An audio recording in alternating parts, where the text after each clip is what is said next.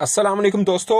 अभी Pakistan cricket board ने कुछ देर पहले एक प्रेस रिलीज जारी की है जिसके अंदर ये मेंशन किया है कि सिकंदर बख्श साहब पाकिस्तान क्रिकेट टीम की सिलेक्शन कमेटी का हिस्सा नहीं है और जो मेंबर शामिल किए गए हैं या जो पीसीबी की प्रेस रिलीज में है उसमें सरफराज अहमद भी नहीं है। तो फिर सवाल ये पैदा होता है कि सिकंदर बख्श साहब अब से 2-4 रोज पहले जो सिलेक्शन कमेटी का इजलास हुआ था वो किस कैपेसिटी में बैठे थे? ये सवाल आपके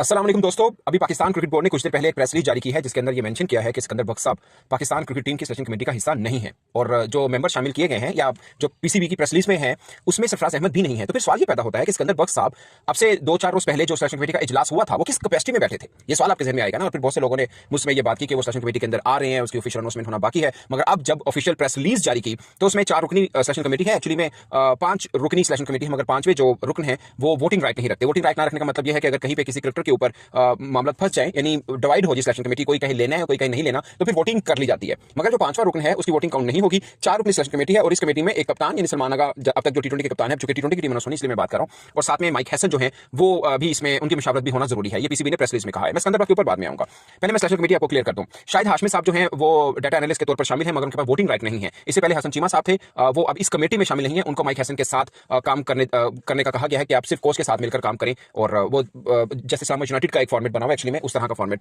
बनाया है पाकिस्तान क्रिकेट बोर्ड ने। तो वो as a data analyst directly Mike Hesson के साथ प्रिसाइजली उनके साथ काम करेंगे। तो ये एक है। और जो हाशमी साहब हैं पाकिस्तान क्रिकेट टीम के साथ भी टीम मैनेजमेंट के तौर के अंदर शामिल रहे हैं, ए टीम के साथ भी रहे हैं, तो सिर्फ डाटा प्रोवाइड वगैरह करेंगे मगर इनका वोटिंग राइट नहीं है, तो इतने इफेक्टिव नहीं होंगे। अब जो 4 हैं उसमें आकिब जावेद हैं, उसके अंदर अजहर अली हैं, उसके अंदर असद शफीक हैं, अलीम डार साहब हैं, और 2 यानी कप्तान और कोच ये हैं। और सबके आगे मेंबर लिखा है। कोई हेड कोच कोई लीड नहीं कर रहा इस सिलेक्शन कमेटी को, मतलब कोई चीफ सिलेक्टर नहीं है। ये जब से मोहसिन रजा नकवी साहब आए उन्होंने किसी को चीफ सिलेक्टर नहीं बनाया, तो ये तो इस तरह से तय हो गया।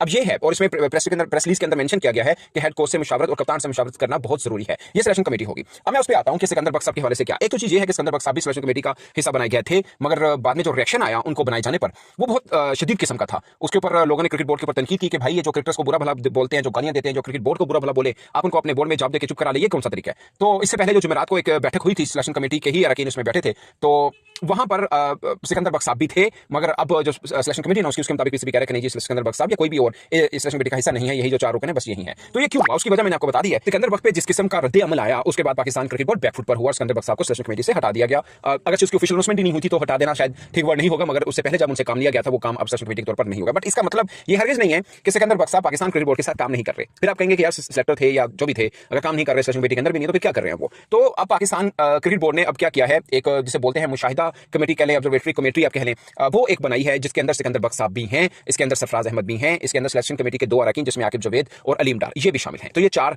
मेंबर एक कमेटी है। इसका काम ये है कि